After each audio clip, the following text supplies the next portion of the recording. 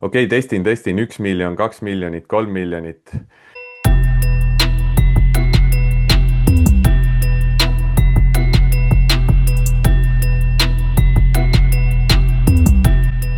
Halloo, Märten on siin, mina olen siin ja järjekordne põnev arutelu algab maailma top 1 kauplemispodcastis. tere, Märten! tere, tere, väga tore, et meil on top üks kauplemispodcast, mitte investeerimispodcast, aga see selleks. mis siis toimub? Toimub paar nädalat Eestis, enne kui lähen tagasi soojale maale, aga tulin koos soojade ilmadega, kõik on tore. Börsil on volatiilsust, elu on ilus. On nii või? No peaaegu, aga jätame siis ilmad ja muu elu jutud kõrvale, räägime äkki siis börsidest, et Kuule, aga kas on pulli- või karuturg, ma küsin kohe ära, sellepärast et veebruaris oli all time high, märtsis oli –20% tipust. Kumb siis on praegu? ja nii palju, kui mina olen nagu seda finantsmeediat välismaist jälginud, siis kõik raiuvad, et me oleme karuturul. Mina ei tea, mina ei ütleks, et me oleme veel karuturul. See –20, me oleme niikuinii rääkinud, on ju, et see on suhteliselt sihuke väljamõeldud piir. No vaatame, et kas tuleb siis päris karu või mitte. Seal ju tegelikult otseselt vahet pole, kas anname talle nime karuturg või mitte. Lõpuks mängib rolli see, et kui palju me alla tuleme hindades ja kui kaua see langusfaas kestab. Või mis sa ise ja arvad? absoluutselt, ja absoluutselt, see ei olegi tegelikult oluline, et oluline on see, et see on aktsiaturg, mitte mingid loomad seal, aga naljaks lihtsalt, miks ma küsin, on see, et võib-olla et poole aasta pärast, kui me oleme veel madalamal, siis investor kogukond mõõdab seda karuturu algust sealt veebruari all time high tippudest, sellepärast ma küsin nagu ette ära, et siis jäädvustub siin avalikult, et kuna veebruaris keegi ei öelnud all time high tehes, et me oleme karuturul, siis kuidas saab hiljem sealt nagu seda algust mõõta, see on minu jaoks siiamaani sihuke puzzling. Mhm. No aga kuidas sul endal siis väljavaade on ja tunnetus, et nii palju, kui ma siin suhtlen Miljoniklubi kommuunis, Instagramis vahepeal keegi kirjutab, siis millegipärast kõik väga agaralt tahavad teada, et mis Markus teeb. Naudin elu, kulutan raha. et see on see aeg, kus tuleb nagu ennast natuke hellitada, et hea enesetunne oleks. aga ei, portfelliga on selles mõttes on okei, et kuna ma olen suurelt rahas ja jooksutan lühiajalisi volatiilsusest võitvamaid strateegiaid, siis minu portfellis see volatiilsus on väga minimaalne, et see, et üks päev on kõvasti punases ja siis on kõvasti rohelises ja et noh, ma püüan sealt mingeid lühiajalisi päevasiseseid ja üle paari öö hoidvaid positsioone, aga muidu pikaajalised trendid, mul on mõned aktsiad veel, mis teevad tõusu. Näiteks üks huvitav kõige suurem positsioon, ma arvan hetkel, mis on mul ka kõige kauem olnud nüüd portfellis 22 aasta lõpust, endiselt on Berkshire Hathaway. Äh, ei ole kuidagi olnud nagu põhjust seda müüa veel, võib-olla nüüd sõnan ära, džinksin ära selle ja varsti on läinud, aga veel seal mingid Palantir ja paar asja on veel alles, MicroStrategy on alles. et aga üldiselt need mingid short positsioonid on ka veel endiselt lahti tehnoloogiasektoris põhiliselt. ja vaikselt ootan, et minu jaoks on natuke vara veel järgmisi ostukohti või ostukandidaate valida. praegu on veel liiga volatiilne languses ja nii-öelda teadmata see seis minu jaoks, mis siin järgmise 3 või 6 kuuga saab. aga jah, kui mulle tegelikult üldse see sõna termin ostukoht ei meeldi, sest minu meelest ilma müügikohata ei ole sellel mingit väärtust. nii et edaspidi sinuga räägime siis tehingukohtadest või? nojah, selles mõttes, et noh, täna ostad, aga mis edasi saab, on ju, et hoiad igavesti seda. või no aga aga miks mitte, no aga miks mis su mitte? enda seis siis? Tunnista nüüd üles, et kas sa oled nüüd hakanud Nvidiat ja neid uudisaktsiaid ostma, kuna neid saab nüüd soodsama hinnaga või? ei saa öelda, et kui siin esimesed raksakad alla käisid, siis ma vaatasin mingit big tech'i, et mis tundusid sellised nagu minu oskamatu silma järgi tehnilise analüüsi vaates mõistlikud toetustasemed, et siis sealt korjasin, noppisin. aga noh, need on kogu portfelli mõttes on nagu ikkagi see raha, mis ma igakuiselt sinna viin, see on, ma ei tea, noh, ikka nagu kaduvväike, me räägime julgelt alla protsendi portfellist kuus, ma ei tea, võib-olla 0,5%, isegi alla selle kuus on minu investeerimisvõimekus täna. mis tähendab seda, et see on kõik nagu sihuke mikromanageerimine ja sellel ei ole nii suurt mõju, eriti kui me vaatame siin kuu, kvartali või aasta-paari perspektiivis.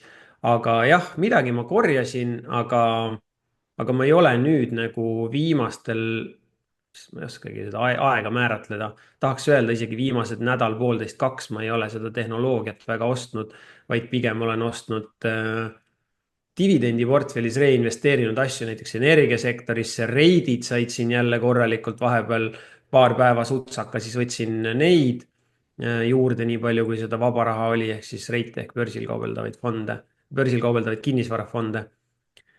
ja ma tiksutan nagu vaikselt jah, et sellist tunnet hetkel ei ole, et on kuidagi mega head, super suurepärased ostukohad, et võiks minna näiteks võimendusega siin, kui mitte all in, siis kasvõi pool in on ju. ehk poole võimendusega, mis on ette nähtud oma kusagil tabelites. et sellist kohta ma tunnetanud veel ei ole. ja noh, hästi loogiline praegu oligi ju see, et kui me tegime neid väga suuri volatiilseid päevi, et siis tuleks mingisugune relief ralli ja kergendusralli, aga noh, no mõnes mõttes investorina ma pean ütlema, et täna äh, vaadata mingeid tehnilisi tasemeid, vaadata mingeid fundamentaale ja üritada aru saada, mida siis ettevõtted raporteerivad, mis on tagasivaatav, või kui nad tõmbavad allapoole oma kasumi ja käibe prognoose, mis on justkui ettevaatav, siis tegelikult see kõik on nagu mõttetu, see on teisejärguline. sest siis tuleb mingi uudis, on ju, ja see liigutab täna turgu. ja nii on. aga minu arust on naljakas, ma ei tea, mis sa sellest arvad, et kui siin 5 aastat tagasi jäeti mulje või kuidagi kippus jääma mulje, et sa pead olema meditsiiniekspert ja mRNA vaktsiini ekspert, et osata investeerida ja paar aastat hiljem sa pidid saama sõjanduseksperdiks, teadma, mis asjad on haubitsad või kui kaugele mingi rakett suudab lennata, et suuta investeerida ja noh, väga hea on näha, kuidas täna on täiesti mõttetu see, kui palju sa tead mingitest mRNA vaktsiinidest siis investeerimise ja tegelikult ka igapäevaelu mõttes on ju. ja nüüd nagu kuidagi jäetakse muljet, et sa pead oskama lugeda Trumpi ja saama aru kaubandusest ja tariifidest ja noh, nii jah. vähe, kui ma olen ise meediat ja sotsiaalmeediat jälginud, siis ma kujutan ette, et hetkel jäetakse investoritele seda muljet ja tegelikult ilmselt 5 aasta pärast näeme jälle tagasi, kui mõttetu on see nii-öelda oskus on ju või teadmine nendest asjadest. Ma ei tea, kuidas sulle tundub, minu meelest ei ole see nagu väga seotud ma olen relevantne. täitsa nõus olen sellega, et mida ma nendest analüüsidest ise võtan, on täitsa tore on vahepeal lugeda seda, et näiteks ma ei tea, mitu protsenti kaubavahetusest tuleb Euroopa versus USA on ju seal vahel, mitu protsenti annab USA Euroopast või mitu protsenti annab Hiina puhul USA kaubavahetus, et selliseid nagu faktoide on nagu huvitav lugeda. ja, aga sinna see jääb ka, tead, mul üks asi praegu tuli meelde, ma ütlen ära, sellepärast et see oli nagu huvitav tähelepanek. hiljuti meil oli Miljoniklubi kevadkokkutulek, kus käis rääkimas Luminori peaökonomist Lenno Uusküla ja ta nagu kogu seda kaubandussõda on ju, see termin on see, mida nüüd kasutatakse, ta nagu reframe'is ehk siis ma ei tea, sõnastas selle ümber kuidagi nii hästi, et minu jaoks kogu see teema väga palju muutus. et kui meedia karjub igal pool, et meil on globaalne kaubandussõda ja kõik on väga-väga halvasti ja hullusti, on ju, siis tegelikult, kes see siin praegu jalgu trambib ja kes see jonnib, on ju. USA vaatab üle oma kaubavahetust Kanadaga, Mehhikoga, USA Euroopaga, USA Hiinaga, USA Vietnamiga. et tegelikult see trall käib praegu USA ja teiste riikide vahel, aga mitte Euroopa, Hiina, Euroopa, Austraalia, Euroopa, Kanada, Hiina, Põhja-Korea või Lõuna-Korea on ju, Hiina, Jaapan. et see ei ole globaalne kaubandussõda, see ei ole mingi globaalne tariifide trall, see on üks riik puksib teistega jaa, ja, lihtsalt, jah, ja see mõnes sorry, mõttes nagu sorry seal muutis minu lõppu. jaoks seda vaadet. jah, minu mõte ongi see, et selleks, et järgmised 10-20 aastat või 10-20 aasta pikaajalises perspektiivis teha häid investeerimisotsuseid või ka lühiajaliselt kaubelda, sa ei pea teadma, mis asi on tariif või mis on mingid USA-Hiina kaubandussuhted või mida Trump järgmiseks teeb, nagu minu arust see on lihtsalt niisugune igapäevane müra, eriti siis pikaajalises investeerimises on ju, noh, ilmselt sa tunnetad seda paremini, aga noh, ka minu kvantkaupleja jaoks on see täiesti nagu ebaoluline tead sa meelelahutus. ühe sihukese asja avasid veel siin, ühe teema või kaardi, et kui sa hakkasidki rääkima, et sa pead olema mRNA spetsialist ja siis on ju mingi kaitsetööstuse ja nii edasi, siis sul oli hiljuti blogis tore postitus, mida sa alustasid lausega, et ma tunnen, et turustruktuur on muutunud, on ju. aga siis sa läksid seal muude teemade peale ja, ja ma haaran nüüd sealt sõnasabast kinni ja kuidagi siis võtan selle teema uuesti jutuks või täiendan, et minul hakkab ka nüüd see veendumus tekkima, ma ei tea, 5 aastat on ju, ma veits olen võib-olla siis aeglane, aga noh, nüüd on kuidagi väga tugevalt see tunne, et turustruktuur on muutunud ja see on tekitanud teatud selliseid suuri küsimusi minu kui pikaajalise investori jaoks. ennekõike näiteks see puudutab väikefirmade rolli portfellis. et me teame, on ju, et indeksi investeerimine on muutumas järjest populaarsemaks, järjest rohkem varasid liigub ETF-idesse. jah, on olemas väikefirmadele keskendunud ETF-id, sektori ETF-id, niši ETF-id ja nii edasi. aga need pensionikontodel enamus osast sellisest arenenud maailmast, see raha liigub suurettevõtetesse või suurtesse ja keskmistesse, mis parasjagu seal globaalsetes indeksites on ju, sõltuvalt indeksist. ja, ja kuidagi nagu päris tõsiselt nüüd mõtlen ümber nagu seda vaadet, et kas väikeettevõtetel tegelikult on ETF-ina üldse kohta pikaajalise investori portfellis või mitte. aga kas see ei ole sinu meelest pigem niisugune tsükliline asi, et lihtsalt natuke nagu selline recency bias, et lihtsalt nüüd large cap'il suurtel aktsiatel on läinud paremini, et äkki just kui sul niisugune tunne tekib, siis mina lihtsalt nagu isiklikult mõtlen enda puhul seda, et kui mul mingi kõhutunne niisugune tekib, siis võib-olla on see lihtsalt see tsüklilisuse pöördekoht lähedal, kus just näeb nagu mingit tagasipööret normaalsusesse ja jälle läheb ka teistel paremini, et kas sa ei ma saan arva, et aru, see mis sa võib mõtled, on ju. tsükliline olla? Mul on samad küsimused olnud, see value versus growth on ju laias mõistes siis kasvu investeerimine versus väärtuse investeerimine. aga väiksed versus suured, noh, meil on olnud siin võib-olla 2 episoodi viimase, palju siis on, 7-8 aasta jooksul, kus mõned kuud või mõned kvartalid on väikefirmadel läinud paremini kui suurfirmadel tootluse mõttes. Mhm. ja see on nagu liiga pikk aeg juba ja tegelikult small cap'id on nagu noh, ma julgen öelda, et me võime vabalt vaadata 10, 12, 15 aastat tagasi ja see large cap'i ülimus paistab välja isegi üle nii pika aja. tavaliselt on need asjad minevikus on noh, sihuke 4 kuni 7 aastat, siis need pöörduvad small versus large, value versus growth. aga noh, kuidagi nagu väga pikalt on see nüüd jooksnud ja ma olen jõudnud juba vähemalt sihuke 3-4 korda kahelda selles small cap'ide mõistlikkuses nüüd. et ma ei ole nagu oma portfellis mingeid liigutusi ette võtnud selles osas, et ma omangi väikefirmasid läbi ETF-i. aga jah, noh, täitsa nagu nüüd jah, on sihuke küsimus. aga üks mõte mul siin tuli küll meelde praegu, mis minul selline väikefirmade indeksi tasandil maailmavaateline tehniline mõte on olnud varem, on see, et vaata, kui me SB500 indeksiga large cap, mega cap me saame need viimased võitjad kätte, need kõige suuremad triljoni ettevõtted, Apple, Microsoft, Nvidia, on ju, siis tegelikult SB600, mis on SMP small cap, on ju, sealt ju võitjad liiguvad välja edasi SB400-sse, mis on mid cap, kui nad saavad piisavalt suureks, ehk siis see indeks viskab võitjaid välja, mida SB500 ei viska, sest see on nagu see viimane kõige suurem. Nüüd, kui Mhm. need SB600-st need võitjad visatakse välja SB400-sse, mitte ainult siis kaotajaid ei visata välja nagu SB500-s, võitjad visatakse välja järgmise taseme mid-cap indeksisse. Nüüd, kui nad seal saavad piisavalt suureks, küpseks selle large cap'i jaoks, siis nad visatakse SB400-st välja SB500-sse ja sellepärast mina olen mõelnud, et kui ma vaataks small ja mid-cap'e, siis ma vaataks neid nagu üksikaktsia individuaalsel tasemel rohkem kui indeksit, sellepärast just, et see jääb nagu pidevalt võitjatest ilma versus SB500, mis korjab need kõige viimased, kõige suuremad võitjad kokku. Mhm. No Mis sa eks ma sellest seda vaatest nüüd arvad?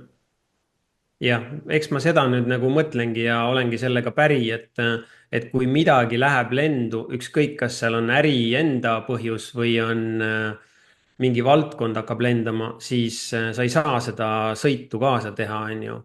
Ta läheb, liigub sealt edasi, nagu sa ütlesid, mid-cap'i ehk keskmise suurusega indeksisse, ettevõtete indeksisse ja siis lõpuks suurfirmade indeksisse. noh, ja kui raha liigub, on ju valdavalt suurtesse ja keskmise suurusega ettevõtetesse ehk nendesse globaalsetesse või laiapõhjalistesse indeksitesse, siis need suured justkui saavadki rohkem raha peale ja on see nõudluse pool on ju seal suurem ja need väiksed jäävadki ripakile. No mis on nüüd nagu omapärane või sihuke huvitav, on see, et kui me vaatame small cap versus large cap, hästi pikka ajalugu, sihuke 70 aastat pluss-miinus, siis vaatamata sellele, kuidas neid indekseid kokku pannakse, just nimelt see SB600 small cap on olnud väga-väga hea small cap indeks.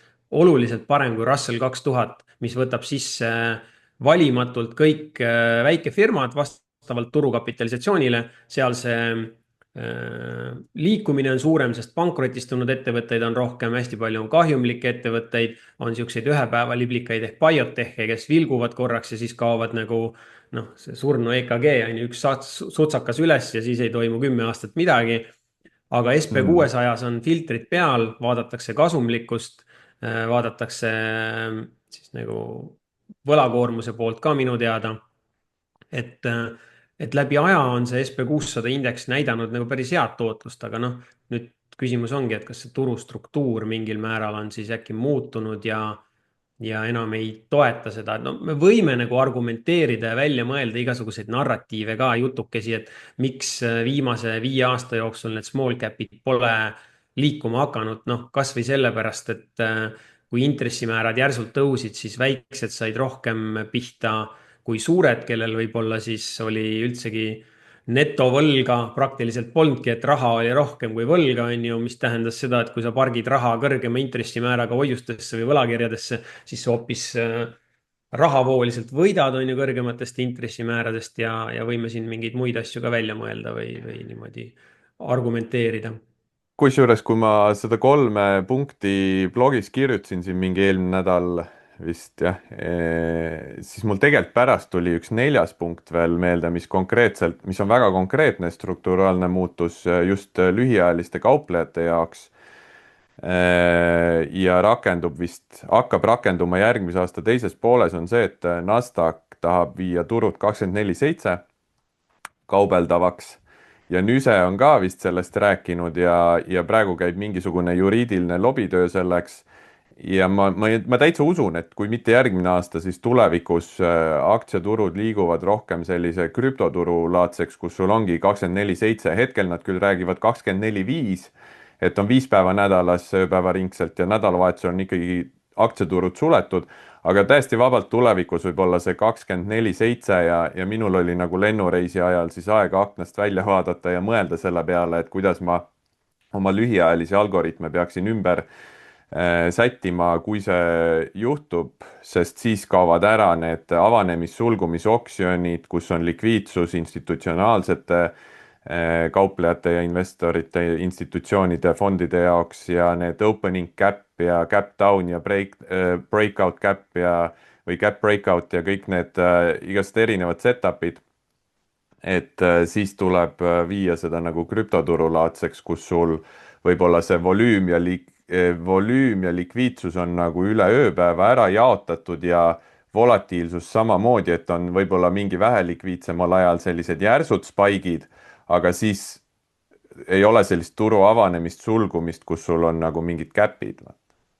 et ühesõnaga seda ma pean nagu aga ise veits läbi mõtlema. tead, aga mina arvan, et ikkagi need avanemised ja sulgumised jäävad alles, neid piire ja punkte on vaja. Võivad jääda jaa, sest institutsioonidel on vaja seda likviidsust. Nad ei saa, noh, nad peavad muidu väga hakkama üle ööpäeva hajutama oma Ja suuri tehinguid.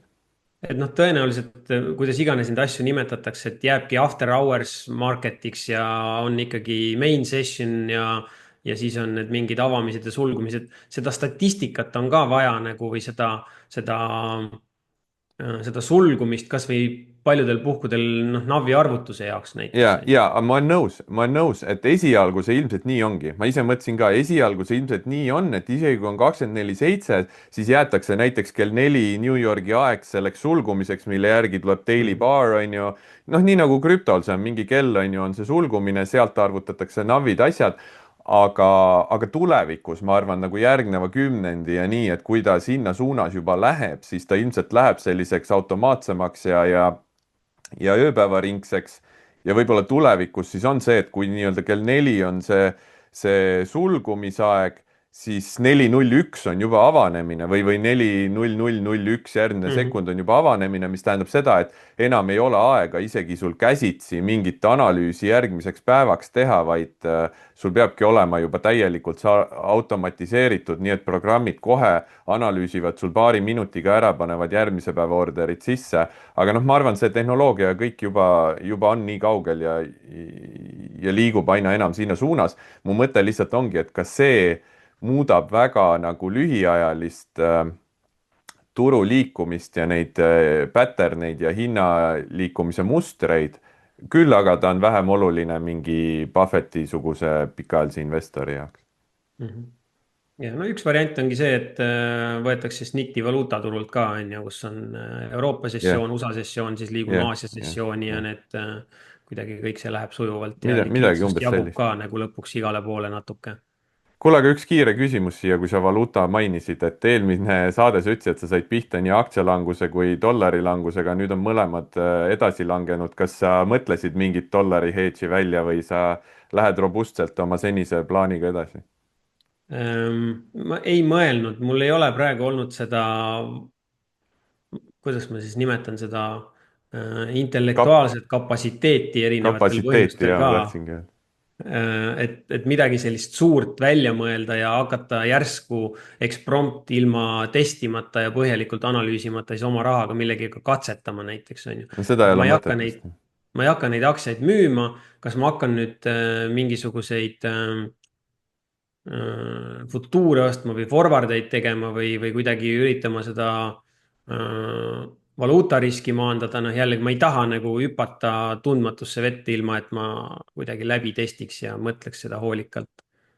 Ei olegi mõtet, siis on see, et sa 3 kuud hiljem näed, et see oli sihuke hetke emotsioon ja tegelikult võib-olla see hetk oligi mingi pöördekoht tagasi hetkeks, et No tavaliselt ainuke jälle. asi, mis ma praegu olen mõelnud, et juhul kui turud langevad edasi ja mul tekib soov võimendust võtta, siis vaatamata sellele, et euros võimendus on odavam intressi mõttes, siis dollar tundub langustrendis, et ma pigem võtaks võimendust dollaris.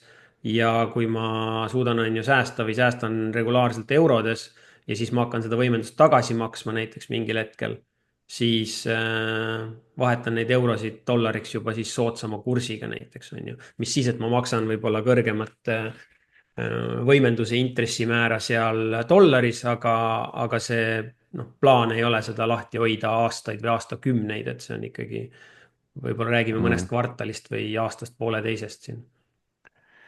Kuule, aga mis teemad, nii sissejuhatus on saatele tehtud, et meil on siin nüüd oota, päris mitu. oota, mul on üks nii, asi veel, mida ma tegelikult su blogipostituse peale nii, tahaksin rääkida. okei okay. sa natukene kirjutasid ise ka, on ju, kõik need võimendusega instrumendid, CFD-d ehk siis contract for difference ja igasugused muud asjad, mis tänapäeval siis jaeinvestorile ka kättesaadavad on. ja natukene seostub selle sinu jutuga ka, kus sa ütlesid, et ja alguses sa pead olema biotehnoloogia spetsialist või geenitehnoloogia, siis on ju mingi sõjanduse ekspert ja nii edasi. siis üks asi, mis ma kuidagi tunnetan, et turustruktuuris on muutunud ja just nimelt viimase 5 aasta jooksul, ehk alates pandeemia crash'ist taastumise hetkest on mm, ma ei taha, ma ei nimeta siis neid minimullideks, nimetame neid nišimullide teke. ja see on pidev ja kogu aeg ja need mullid tekivad, nad tekivad väga kiiresti. tuleb sealt see õhk välja ka, seda enamasti ei panna tähele, sest meedia ei kajasta, aga siis noh, ja paralleelselt on nagu mitme erineva valdkonna, mitme erineva niši mullid ja meedia siis neid kajastab ja investorid justkui kogu aeg tahavad hüpata nagu ühelt asjalt teisele, ühelt buumivalt valdkonnalt teisele. ja, ja ma tunnen, et see on nagu selline päris oluline areng, kus mind see ei ole mõjutanud, sest ma olen aastaid või aastakümneid juba harjunud nagu minema oma rada, ma tean, mis on minu investeerimislähenemine, kriteeriumid ja ma ei panegi neid isegi tähele.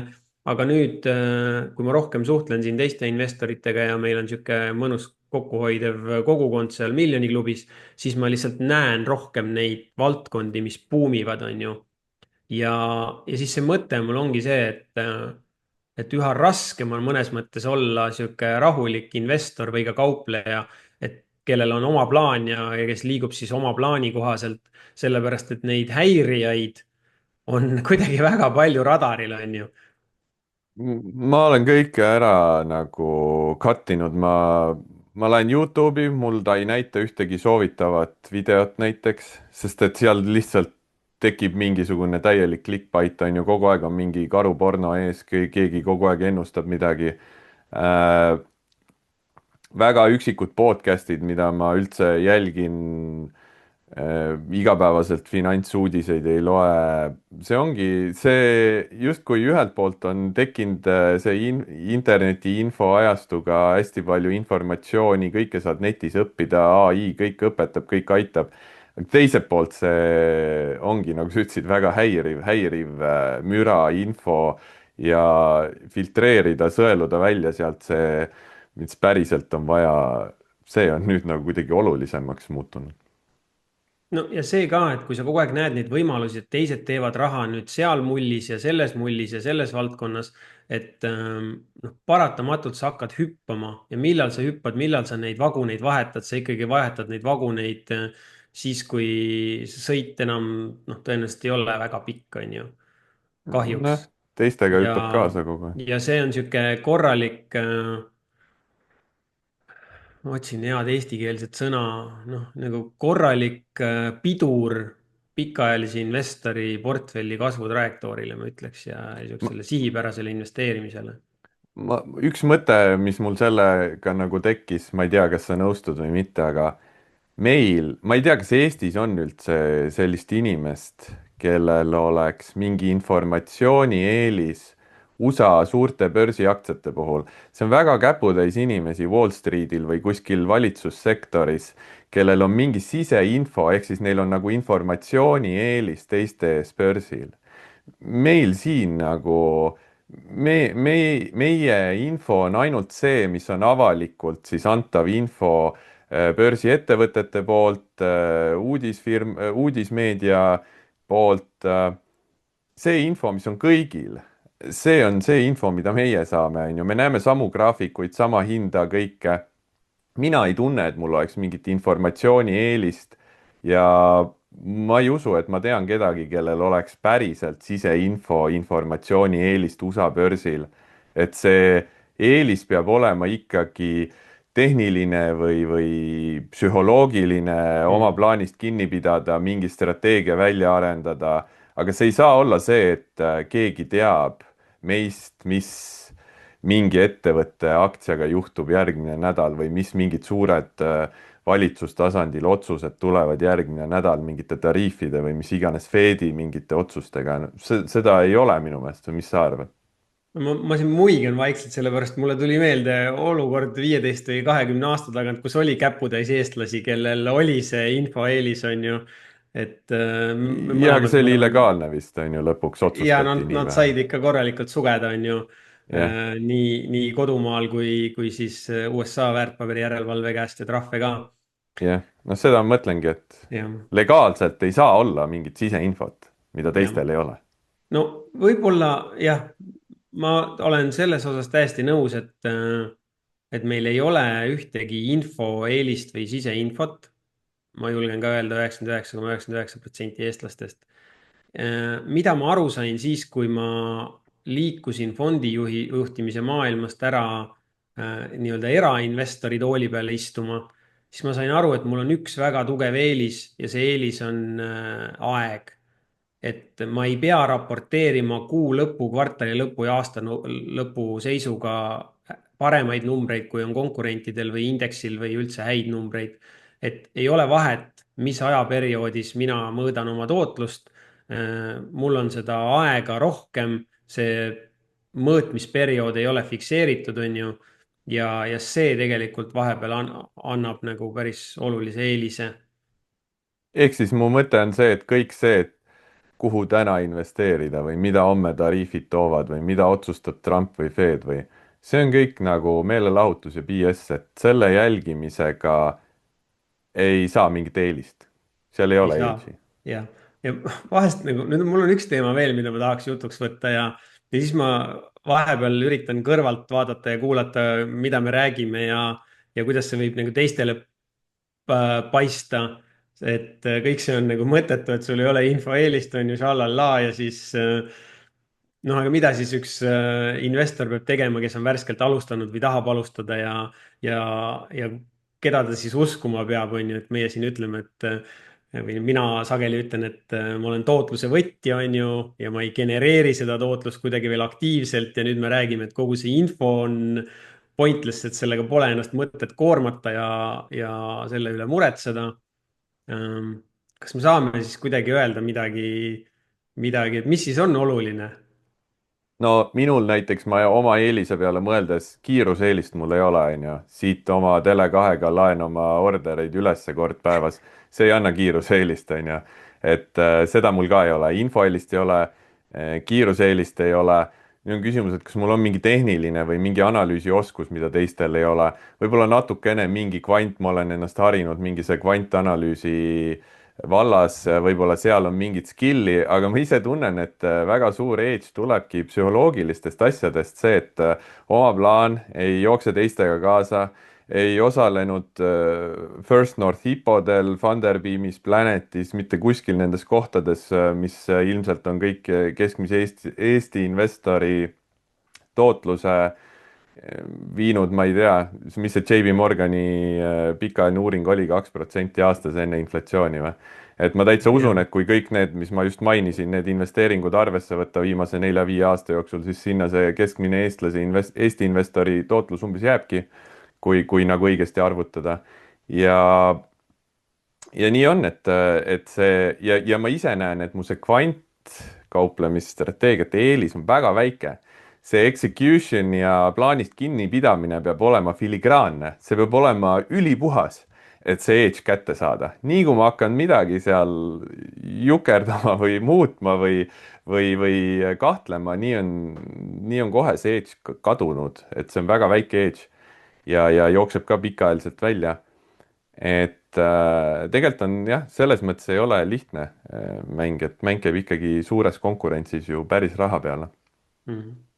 No mõnes mõttes praegu on päris hea sihuke üleminek võtta jutuks see küsimus, millele vastamist mina olen edasi lükanud õige mitmed saated, kuna meil neid jututeemasid on jagunud. saade number 71 oli, kus kuulaja, vaataja Kaja kirjutas sinna kommentaaridesse, sina juba vastasid sinna, on ju, aga ma mõtlesingi, et mina räägiks hea meelega saatest. ta kirjutas, et me ikkagi peaks jagama oma konkreetseid tootlusnumbreid, sellepärast et kui meie ettevõtluse tulu põhineb teenusel, mis õpetab inimesi investeerimise või kauplemisega tootlust teenima, oma isikliku portfelli näitel, siis kõigil kuulajatel-vaatajatel ja meie klientidel on justkui õigustatud ootus on ju näha, et kuidas meie tootlused või mis meie tootlusnumbrid siis on.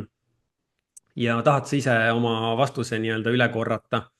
no mul on täiega palju kliente, on ju, et ma tean, et Äripäeva Akadeemia teeb Instagramis, on must kuru teinud, sest mu reklaam on seal päris palju üleval, mul on tuttavad sõbrad öelnud, et ma olen nagu kogu aeg kuskil Instagramis laivis oma pildiga.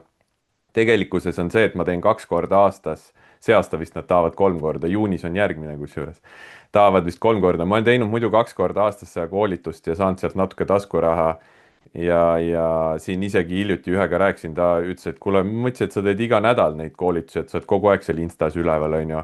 Et mul ei ole, ma ei saa seda nimetada ettevõtlustuluks, sellepärast et see on pigem taskuraha ja ma hakkasin neid tegema ka enesearengu ja nii-öelda oma väljendusoskuse jaoks ja äge, samas on väiksel määral õpetada seda, mida ma ise teen.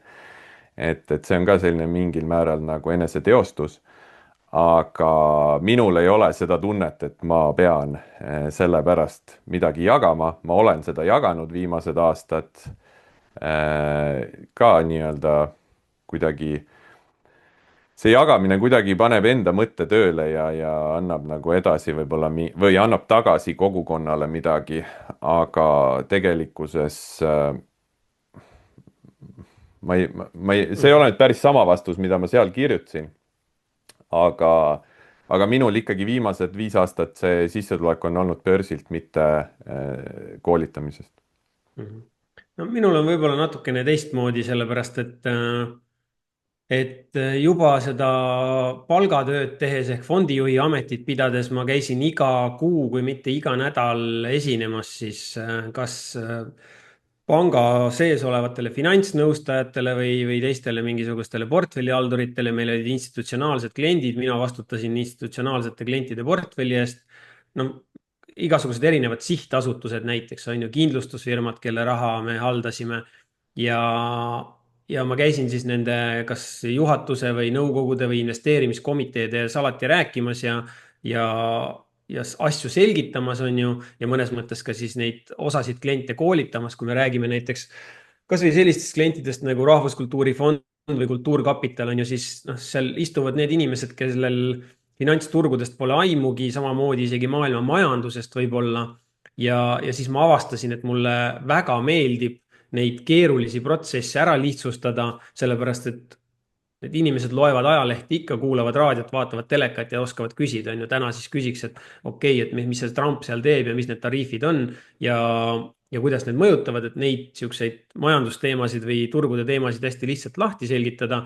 Ma avastasin, et mulle see meeldib ja kui see fondijuhi töö lõppes, siis ma ikkagi tundsin, et ma nagu tahaks kuidagi, on ju, alustasingi blogiga, siis tulidki mingisugused veebikad või saalikoolitused, et ma väga palju tunnen, et ma teengi seda sellepärast, et mulle meeldib ja on öeldud, et tuleb hästi välja ka, on ju. Aga kui me räägime nüüd nagu konkreetsemalt ja ma püüan siin sellele Kaja küsimusele vastata, siis natukene saamegi riivata seda ka, et igal investoril ja kauplejal peabki olema see oma tee või oma siht. Et kui me räägime siin näiteks sellest, et ma kirjutasin ETF-ide raamatu ja olen teinud mingisuguseid ETF-ide koolitusi, siis seal ei ole nagu absoluutselt mitte mingisugust tähtsust tootlusnumbril, kui me räägime ETF-idesse raha paigutamisest, on ju. sest ETF-idesega sa võtad turutootlust ja punkt. Ja kui mina investeerin sinna globaalsesse Vanguardi ETF-i ja raamatulugeja investeerib, me saame täpselt sellesama tootluse senikaua, kuni me käitume selle investeeringuga samamoodi. Ehk et me ostame teda samamoodi, hoiame teda samamoodi ja noh, sõltub siis sellest ka, et kui palju me paneme raha sisse ja millal täpselt me paneme. Ehk siis mida ma öelda tahan, et noh, näiteks ETF-ide puhul pole see tootlus, see investeeringu tootlus ju teps mitte primaarne, pigem on see käitumine selle investeeringu ka, nimetame siis nii. Ja teine asi, mis mul endal ju hingelähedane on olnud siin 10+ aastat, on see dividendiaktsiate väljavalimine, et eks ma seal olen ka neid e-raamatuid läbi aja kirjutanud ja mingisuguseid veebikaid teinud. ja, ja jällegi seal ju tasub ka aru saada, et mis on siis see investeerimise eesmärk sellise portfelli puhul. ja enda jaoks ma sõnastasin selle alustades hästi-hästi selgelt. Stabiilsed ja ajas kasvavad dividendimaksed ideaalis inflatsiooni ületavad, on ju, mitte igal aastal ma ei saa seda tagada, aga üle 3 ja 5 aastase perioodi mõõdetuna dividendide kasvumäär peaks olema kõrgem, kui on olnud selle perioodi inflatsioon. ja siis, kui ma natukene arenesin edasi, on ju, selle dividendi investorina ise ja võib-olla riski isu mõttes ka kasvasin, ehk siis natukene muutusin selliseks, kes talub rohkem riski, siis ma sain aru, et okei, dividendid on toredad, aga ma ei taha saada neid stabiilseid ja kasvavaid dividende selle hinnaga, et mu kogutootlus väheneb. et siis tuli see kogutootluse komponent juurde, aga noh, alati see eraisiku dividendiportfelli alustala mul on olnud need ajas kasvavad dividendimaksed. ja kui Kaja seda küsimust küsis, siis see oli juba vist õige mitu, mis me saame siis tänaseks öelda, juba õige mitu kuud võib-olla tagasi, siis ma panin kokku ühe tabeli. Need on minu eraisiku dividendiportfelli dividendimaksete tõstmise protsendid eelmise kalendriaasta jooksul. et siin on neid positsioone äkki vähem kui 20 on seal tänaseks alles ja kõik aktsiad, mis on eraisiku dividendiportfellis, kui palju nad eelmise kalendriaasta jooksul dividendimakset muutsid. noh, punkt 1, kohe saame näha, et ühtegi dividendikärbet ei ole, mis tähendab seda, et see peamine eesmärk selles valguses on saanud täidetud, on ju. nii, siis jääb siit silma, et üks ettevõte jättis dividendimakse samaks ja siis on ju siin alates 0%-sest dividendi tõusust, millele järgneb siin 1,6, 1,92 ja lõpetame seal kõrgemas otsas 13, 15, 18 ja 19% dividendi tõstmist. et need ongi mulle dividendi investorina kõige olulisemad numbrid, mida vaadata selle rahavoo puhul. ja võib-olla nüüd on niisugune hea ja paslik koht öelda ka, et vaata näiteks, kui ma investeerin võlakirjadesse, siis jah, ma võin saada sealt seda kupongimakset 6 või 8%, väga riskantsete võlakirjade puhul võib-olla siin 10, 11, 12, seal tulevad teatud riskid on ju lõpuks mängu, aga ma saan seda kupongi täpselt samas summas kogu selle võlakirja eluea jooksul, olgu selleks siis 3 aastat või 5 aastat. aga nende dividendi kasvu aktsiatega mul on see upside, see võimalus, see potentsiaal, et ma iga aasta saan rahavoo mõttes justkui rohkem ka ja 3 või 5 aasta pärast ma ei pea siis otsima omale uut investeerimisobjekti ja ei sõltu näiteks turul parasjagu olevatest intressimäärade tasemest, kui mul on vaja võlakirjast koju tulnud raha näiteks reinvesteerida. ja las ma mõtlen, kas ma midagi veel tahan öelda, et ühesõnaga jah, see on see asi, mida siis nagu kuidagi meeles hoida, kui mõelda sellest ka, et kuidas siis hinnata oma investeerimise tulemuslikkust, et ikkagi mingisugune investeerimise eesmärk, mingisugune siht, mingisugune strateegia on ju endale paika pandud ja siis peakski mõõtma ka seda progressi sellest lähtuvalt. ja minu meelest üldse seda tootlust peab vaatama väga pikaajaliselt ja kuidas see sinu enda elu kontekstis ja portfelli ja kapitali kasutusega riimub, sellepärast et isegi kui ma võin näha kuskil Youtube'is või meedias pealkirju, et keegi tegi mingi väga suurt tootlust, ma tean, et järgmise 20 aasta perspektiivis minu strateegiate tootlus minu jaoks on kõige parem, mis ma saan üldse saada või teha. Mul absoluutselt ei teki mingisugust FOMO või kadedust või midagi, et keegi täna tegi või eelmine kuu või aasta tegi mingi hea tootluse, sest ma tean, et kui ma võrdlen 20 aasta pärast, siis see, kuidas mina olen oma kapitali ja portfelli jaoks mingid asjad üles ehitanud, on nagunii minu jaoks kõige parem variant. sest et seda peab nagu pikaajalisemalt vaatama ja see, kuidas mina oma kapitali kasutan ja millesse mina usun börsil, sellepärast et väga raske on 10-20 aastat mingit strateegiat üldse jooksutada, kui sul see usk 6 kuu pärast ära kaob ja sa ei usu enam sellesse ja sa lihtsalt saad sisse, raha kaotad, jälle annad kasumit tagasi, mida iganes. et ka see uskumus, veendumus on väga oluline, et üldse mingit strateegiat pikaajaliselt rakendada. ja sellepärast ma üldse ei soovitakski kellegi teise siis sellist jooksvat tootlust liiga tõsiselt võtta ega jälgida, sellepärast et see ei ütle midagi. et meil on neid näiteid ka oma siin idumaailmast, kus vennad tegid 2 aastat väga suurt kadestusväärset kõrget tootlust ja siis lendasid õhku ja kadusid ära nii-öelda, onju, et see lihtsalt käib selle maailmaga kaasas ja sa ei saa lühiajalist tootlust väga tõsiselt võtta, onju, sest see ei jää nii, onju, läbi tsükli. et see on ainult mingi tsükli hetk. aga, aga jah, sa mul oli võtsid siin selle pikalt ja hästi valmis, kokku. mul oli siin Kajale vastuseks valmis pandud ka igaks juhuks oma selle eraisiku dividendiportfelli tootlusnumbrite võrdlus alusindeksiga, mis ma IB-st välja võtsin, aga noh, peale seda juttu ma siis ei hakka sellest rääkima ja ei hakka seda siia ekraanile panema. ei, sa võid panna ikka, jah. no selles suhtes see on maru hea näide ennekõike sellest, kuidas kõik on hästi suhteline. ja, ja nagu sa ütlesid, et ei ole mõtet nagu pimesi võrrelda.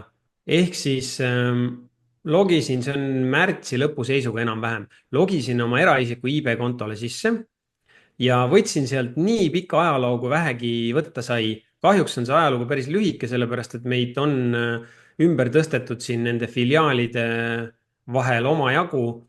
Ungari ja Iiri filiaalide tootluse ajalugu on siis olemas, seda, mis oli alates, ma ei tea, 2016 või 2018 või millal ma sinna IB-sse eraisiku konto tegin, äkki 2016 tegin Linksi või no umbes. et tegelikult see ajalugu on pikem ja olgu siis öeldud, on ju roheline joon, see igav dividendiaktsiate portfell, mis mul eraisikuna on ja tumesinine joon SB500 ja kasutasin SB500 sellepärast, et seal on sihuke 90, 80, 90% on USA aktsiad sisuliselt.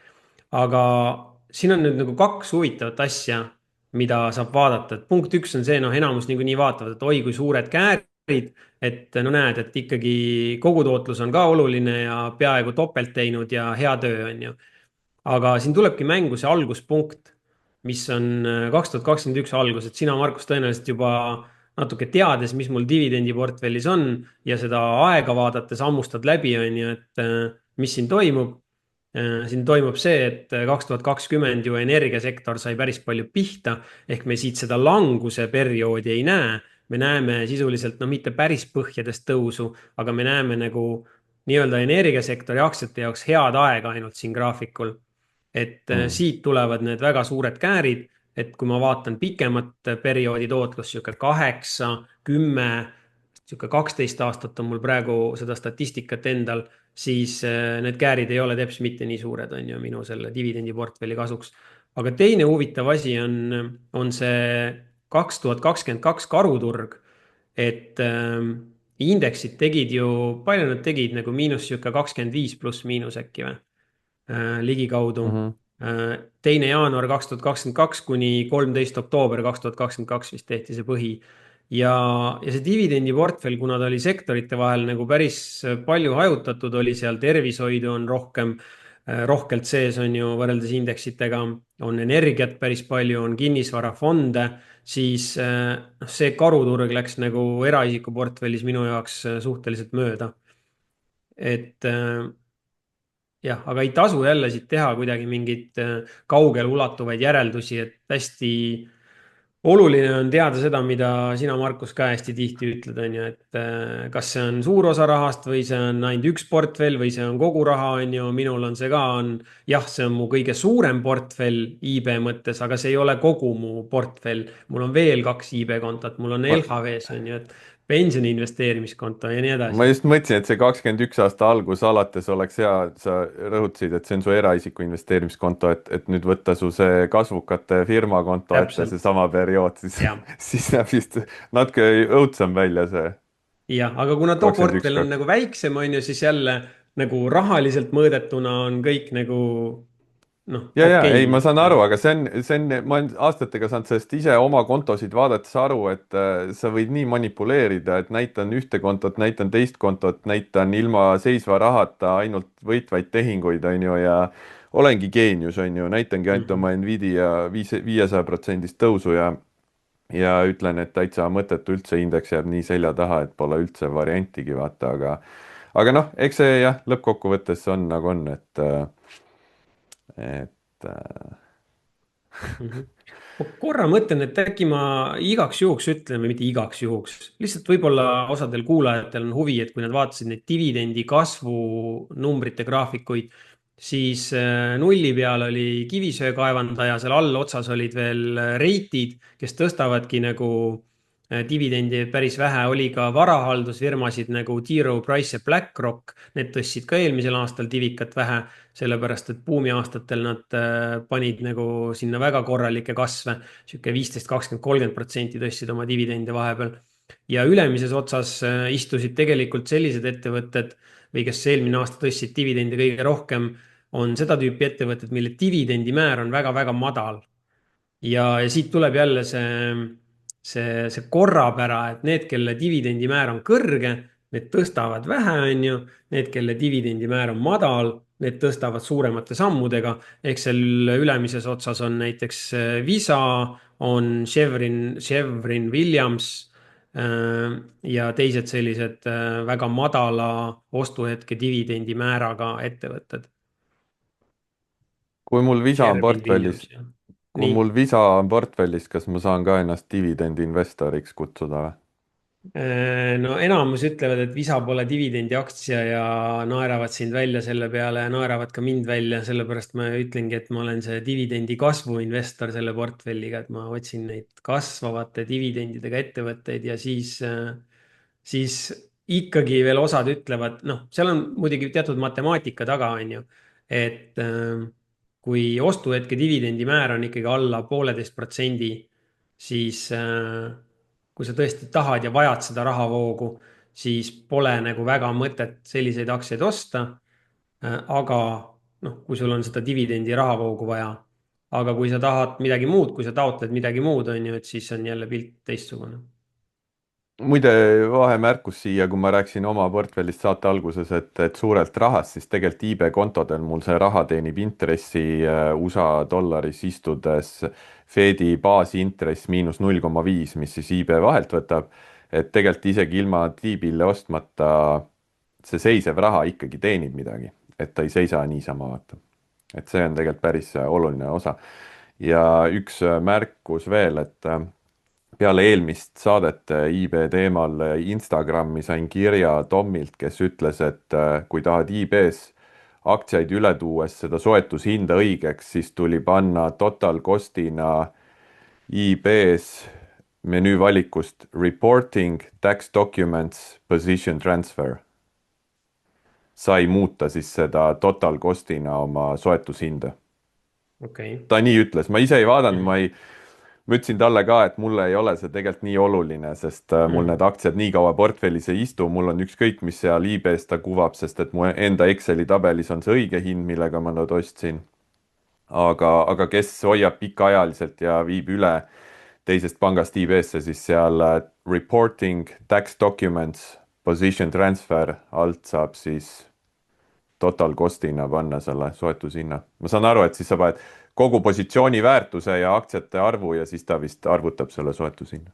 okei okay., ma korra hakkasin mõtlema, et see võib olla, ma ei tea, kohe ei suuda nagu selgelt mõelda, aga nagu tunnetuslikult tahaks öelda, et see on võib-olla oluline teema ka siis, kes tõesti eraisikuna IB kontot tahavad investeerimiskonto süsteemi kaasata, et lihtsuse huvides lihtsalt mingi märk endale maha jääks, sellepärast et meil nüüd ju ma ei tea, kas sina, Markus, tegid ära selle liigutuse, et deklareerisid IB kontot investeerimiskontona ära, et siis sai ju võtta 2024 1. jaanuari seisuga kõigi oma IB kontol olnud väärtpaberite soetusmaksumus läheb sissemaksena investeerimiskonto süsteemi ja raha jääk täpselt samamoodi. mina tegin nad kahe eraldi reana, et oleks endal pärast lihtsam sealt deklaratsioonist ja IB raportist kontrollida või kellelegi ette näidata, kui vaja on. ei, ma teen seda alles järgmise aasta kevadel, sest ma IB eraisiku konto avasin uuesti selle aasta jaanuaris. okei okay., et ja, ma ja. see kevad ei pea seda deklareerima. aga kuule, aga mingid vaataja-kuulaja küsimused veel võtan, nii, et ette või? jah, Midagi, mida sa ei ole vist näinudki, sest see tuli emaili peale ja Kätlin kirjutab emailis, kuulan teie podcasti juba pikalt ja alati huviga, aitäh huvitavate arutelude eest. Mul on küsimus Markusele, küsimus. Milline peaks olema portfelli suurus rahaliselt, et lülitada ümber täiskohaga kauplemisele, swing trading? Huvitab, et mis võiks olla suurusjärk, mille pinnalt on võimalik saavutada rahavoog enda elamiskulude katteks. Samas ka selleks, et sul on võimalik hallata mitmeid treide korraga, kus mõni treid võib vajada rohkem aega realiseerumiseks. Kas see oleks 50, 100 või 200 000? Küsimusele eelduseks, et isik on piisavalt väiksemate mahtudega harjutanud ja saavutanud vajalikud oskused, see tähendab, teab sisenemis- ja väljumiskohti, suudab hallata riske. Kui pole saladus, siis kui suur oli sinu enda portfell, kui lõpetasid palgatöö? Kui ma palgatöö lõpetasin, siis mul portfelli polnud üldse, sest sa käisid palgatööd ma 2 kuud palgatööl üldse kogu oma elu jooksul ja 2 aastat gümnaasiumist ja ülikooli alguses, aga 2009 alguses, kui ma palgatöö lõpetasin, siis see oli sellepärast, et ma hakkasin tegelema ettevõtlusega, mul oli 2 ettevõtet, 2008-2009 siis limusiinirent ja veebiagentuur, millega ma tegelesin 10 aastat. Ehk siis jah, palgatöölt ära minnes oli noor uljus ja ambitsioon tegeleda ise millegiga, mitte portfell ega aktsiad. aga Aga see küsimus on hea, selles mõttes, et 50, 100 või 200 000 ja kuidas nagu mõelda sellele ja ma annan niisuguse lihtsa valemi, aga valemist veel, kuidas ma nagu ise seda päriselus nagu oma peas mõtlen, on see, et ütleme, hea on arvutada välja see, et mis su ühe tehingu väärtus on võidud-kaotused kokku. Ehk siis iga kord, kui sa paned tehingu peale, sul on mingi statistika, sa tead oma strateegiat, 100 või 1000 tehingu statistikat, sa saad arvutada, mis on su ühe tehingu väärtus ja siis sa saad vaadata, palju sa neid tehinguid kokku aastas teed. Ja tehingu väärtus siis kõik tehingud, kogu distributsioon kokku, võidud ja kaotused, on ju. Et ma ei tea, kas mu järgmine tehing on võit või kaotus, aga ma tean näiteks, et pikaajaliselt mu keskmine tehing on 100 daala, siis ma tean, et iga kord, kui ma panen selle strateegia tehingu peale, siis ma teenin 100 daala, ükskõik, kas see on võit või kaotus. Suure poti peale, mis tähendab seda, et see valem on võidumäär korda keskmine võit miinus kaotusmäär korda keskmine kaotus. See on see valem, aga kuidas ma mõtlen seda ise 100 tehingu näitel ja on parem siin saates see lahti kiirelt arvutada, on see, et oletame, et konto on nüüd 50 000 ja sa riskid ühele tehingule 1% portfellist ehk $500. Ja oletame, et sul on strateegia, mille võidumäär on 60% ja sa riskid 1, et teenida 2. Ehk siis sa riskid 500, et teenida 1000 ja su võidumäär on 60%. Selline lihtne, hästi üldine swing trade'i strateegia statistika. Ja ütleme nüüd, et kui sa teed 100 tehingut, siis sul 100 tehingust 60 on võidud, 60%, 40 on kaotused. 60 korda sa võidad 1000, see on 60 000, on võidud. 40 korda sa kaotad 500, see on 20 000, need on kaotused. Nüüd kasum on 60 000 miinus 20 000 ehk 40 000. 40 000 on su 100 tehingu kasum, ehk siis 40 000 jagada 100-ga, su ühe tehingu väärtus on $400. Sa riskid 500, et teenida 1000, aga su ühe tehingu väärtus on 400. Kõik kokku. Ja nüüd sa saad mõelda, kui mu ühe tehingu väärtus on $400, palju mul on aastas tehinguid. Kui sul ongi 100 tehingut aastas, siis sa tead, et sa teenid umbes 40 000 aastas. Kui sul on 50 tehingut aastas, sa tead, et sa teenid umbes 20 000 aastas. Loomulikult aastad on erinevad, aga see on niisugune, see võiks, kui mitte 100, siis see võiks niisugune 1000 tehingu peale olenevalt strateegiast välja mängida. Kui ta on pikaajaline trendistrateegia, siis 1000 on nagu liiga palju, liiga suur kogum, sest selle sa teed võib-olla alles 10-20 aasta peale. Aga kui on swingi või päevakauplemisstrateegia, siis seda suuremaks sa saad seda potti võtta, sest sa teed rohkem tehinguid ühe aasta jooksul, on ju. Ja see on see, kuidas mina ise seda mõtlen ja arvutan, et ma arvutan välja selle ühe tehingu väärtuse, et kas see strateegia üldse tasub mul selle summaga ära, et kui mul on ühe strateegia väärtuseks on $20, siis ma võib-olla ei ole mõtet seda jooksutada. kui see on $400, siis see aeg tasub võib-olla ära, et seda hallata üldse, seda strateegiat, on ju. Ja kuidas ma seda mõtlen ja nüüd sa saad ise selle valemi ja näitega tegelikult arvutada, et nagu sa ütlesid, et kui sul on juba olemas sisenemis-väljumiskohad, riskihaldus, sa saad arvutada, mis on su keskmine tehingu väärtus ja kas sul on vaja 50, 100 või 200 000 kapitali, et seda jooksutada, olenevalt palju sa tehinguid aastas teed. aga lihtsalt tuleb arvestada, et aastad on erinevad, et sa pead arvestama, et sellest keskmisest statistikast sul on see kõrvalekalle mõlemas suunas. mõni aasta on kehvem kui keskmine ja mõni aasta on parem kui keskmine. Ehk sul on vaja seda lisapuhvrit, et elada üle ka need kehvemad aastad. aga kui suur see lisapuhver peaks olema, kas ma ei tea, poole aasta, aasta, 3 aasta elamiskulud või kuidas seda jah, üldse see on jälle mõelda niisugune siis? personaalne, on ju, aga noh, ma arvan, et kui sa nüüd arvutad välja, et 50 000-ga tegelikult ma oma statistika järgi saaks hakkama normaalselt ja natuke jääb üle ka, siis võib-olla korda 2 ja pigem tee seda 100 000-ga, on ju. et sihuke sama palju on veel puhvrit, mis ei tähenda siis seda, et sa nüüd 100 000-ga endiselt 1% riskid, sest siis ei ole nagu vahet, siis sa tõstad selle statistika lihtsalt suurema summaga samaks, vaid siis sa peaksid selle teise 50 000-ga, mitte et see peaks niisama seisma, vaid siis sa peaksid sellega tegema mingit teist strateegiat võib-olla, mis ei ole täpselt samas korrelatsioonis, on ju, et kui turg kukub ja üks strateegia hakkab kaotama, et siis teine strateegia nagu samal ajal samamoodi pihta ei saaks, et seal tekib see strateegiate vaheline korrelatsioon. Mhm. jah, sihuke küsimus oli, et ma ei tea, kas sul on veel mingeid vaata-kuula küsimusi, siin on veel, mul on veel 2 küsimust, mis ei ole otseselt mulle suunatud, millele me saame mõlemad. võime ära võtta siis kiirelt.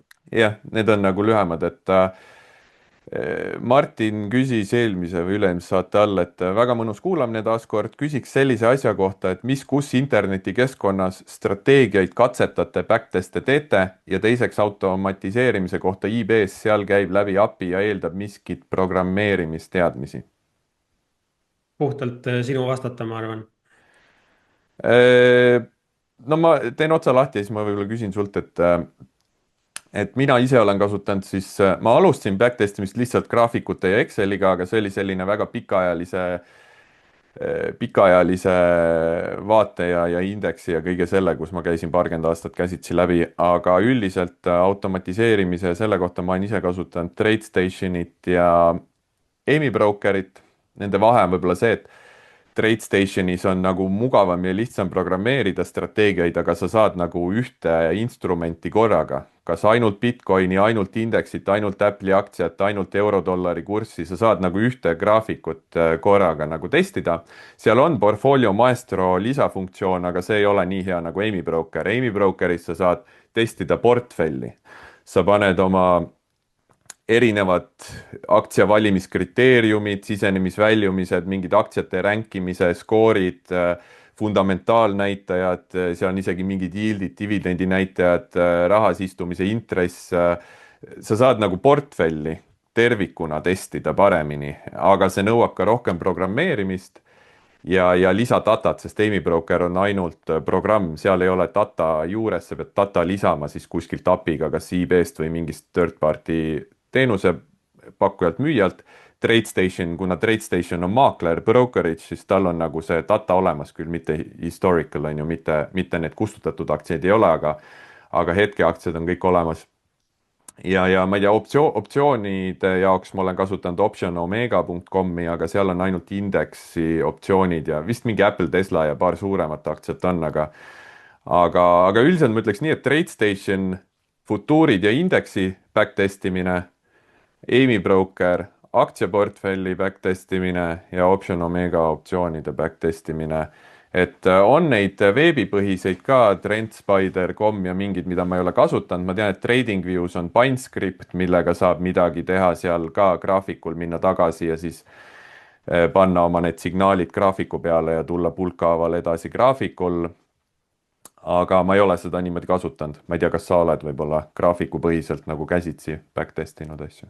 ma olen graafikupõhiselt käsitsi ehk lihtsalt visuaalsel vaatlusel ja siis asju kuhugi üles kirjutanud ja enam-vähem Exceli tabelisse selle statistika teinud. siis ma olen kasutanud TradingViews ka seda, kui ma leian kellegi kasutaja poolt valmis kirjutatud mingi, noh, ta on indikaatorite all, on ju see strateegiad olemas Mhm. ja vaadanud, uurinud sealt, aga ma ei ole mingisuguseid investeerimisotsuseid kunagi nende asjade pealt teinud. pigem on see olnud uudishimust, et minu back testimise kogemused oma reaalse portfelliga sisuliselt on olematud, on ju, kuna ma ei ole väga kaubelnud ja need andmeanalüüsi ajad jäävad mulle aastatest 2004 kuni 2010, kui ma olin Taanis, seal õppisin finantsturgude modelleerimist ja pärast seda natukene töötasin selles vallas asjadega edasi ka, on ju, seal riigikassale neid value at risk ehk varri metoodikaid võrrelda ja välja töötada ja juurutada,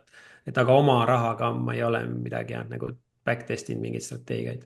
okei, ja noh, sest see on ka, ma võib-olla ütlen, et see ei ole nii lihtne võib-olla, kui see tundub, et seal on ikkagi väga palju neid komistuskive ja asju, et see noh, sa pead ikkagi mõtlema selle põhjal, et tulevik on erinev ja lihtne on ka tegelikult programmeerimisveaga tekitada endale väga hea backtest, mis laivis ei ole nii hea, et ma olen ise ka vaatasin ükskord, et tegin, et näed, et leidsin kristallkuuli ja siis, et nii hea strateegia ja siis avastasin, et tuleviku sulgumishind lekkis backtestis niimoodi, et backtest nägi Mm. hommikul, mis on sama päeva sulgumishind, see oli lihtsalt koodis selline bugi ja siis tekitaski nagu sellise ülevaate justkui väga hea strateegia, aga päriselus ma avanemisel ei tea, mis sulgumishind on, nii et noh, ka sellised komistuskivid on seal, aga lõppu ütlen veel selle, et küsimus oli veel, et kas automatiseerimine IB-s käib läbi API, eeldab programmeerimist, siis jah, et võib guugeldada seda IB API dokumentatsiooni, seal on õpetus ja ülevaade ja mingid koodijupid, aga see eeldab jah, ikkagi mingit programmeerimisteadmist. üks asi veel, rõhutan üle, sellepärast et võib-olla mõnel lipsas kõrvust mööda, sa ütlesid ka, et vaat see sisendandmete pool on ka hästi oluline, et kui me kasutame mingeid maaklerite juures saadaolevaid andmeid, siis seal on see survivorship bias sees, ehk siis ainult Mhm. ellujäänud aktsiad on Mhm. alles ja mitte need, mis on börsilt ära viidud, põhja läinud, pankrotti läinud ja nii edasi. just, et kui tahta nagu back testida, et 10 aastat tagasi oleksin SB500 aktsiatega kaubelnud, siis sa pead vaatama, mis 10 aastat tagasi SB500-s olid ja mida polnud, et noh, näiteks Teslat ei olnud, on ju, et sa ei saa, või mingit super microcomputersit, on ju, et siis sa ei saanud teada nende olemasolust, kui sa kauplesid ainult SB500 aktsiaid ja siis see tekitab kohe sulle selle, et näed, Tesla tegi mul portfellis enamus tootlusest, sest ma valisin SB500 aktsiaid, aga tegelikult tol ajal seda ei olnud. Üks küsimus veel lühike, mida me tegelikult oleme rääkinud ka, et Ostap kirjutas IB teemal, pakub inimestele tõenäoliselt ka huvi, vähemalt võiks pakkuda, mil moel ja määral on IB-s ja konkurentide juures kaitstud raha ja investeeringud.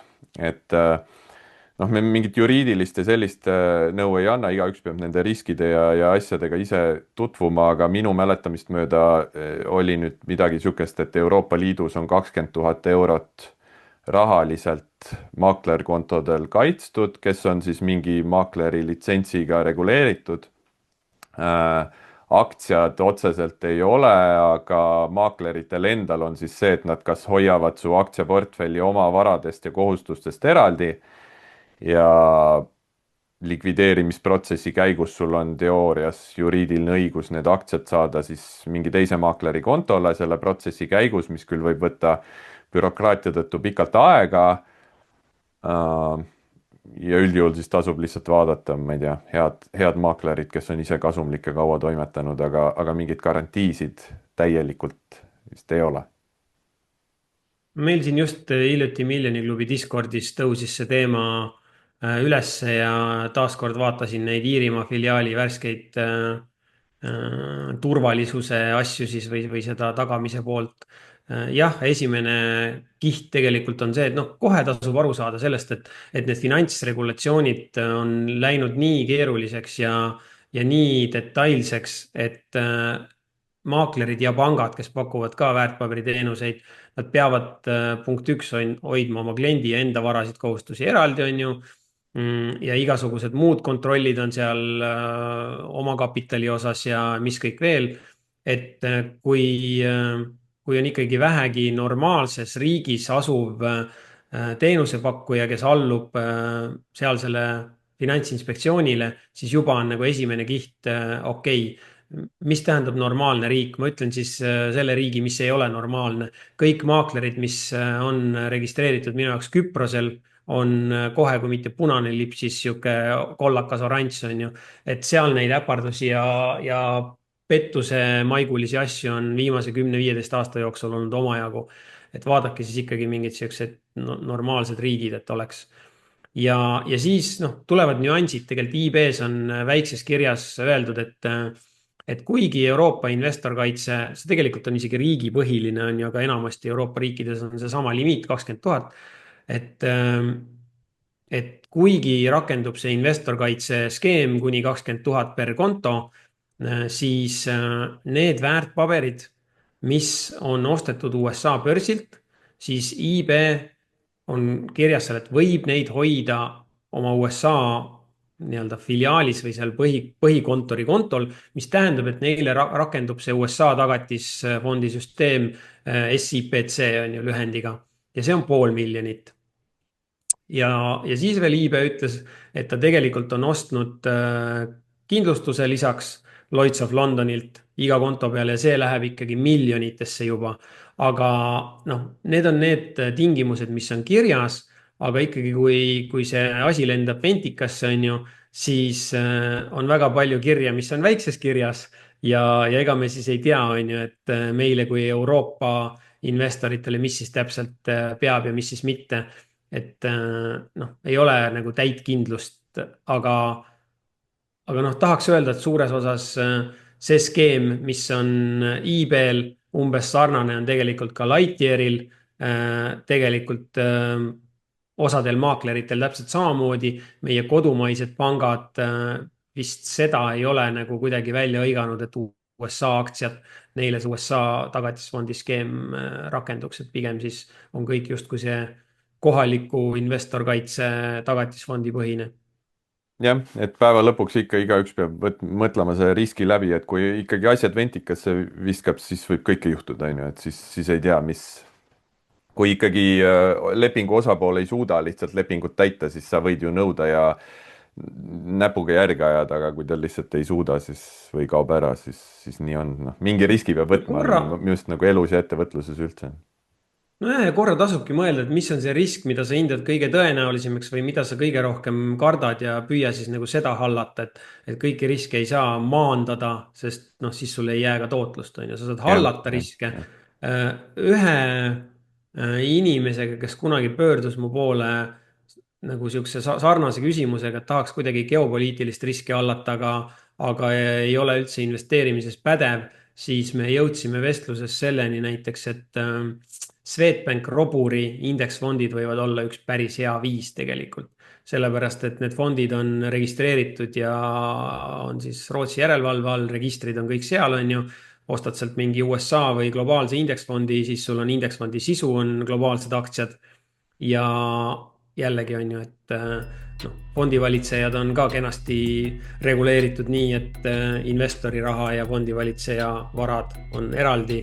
Ja peaks ka kõik olema nagu täitsa okei.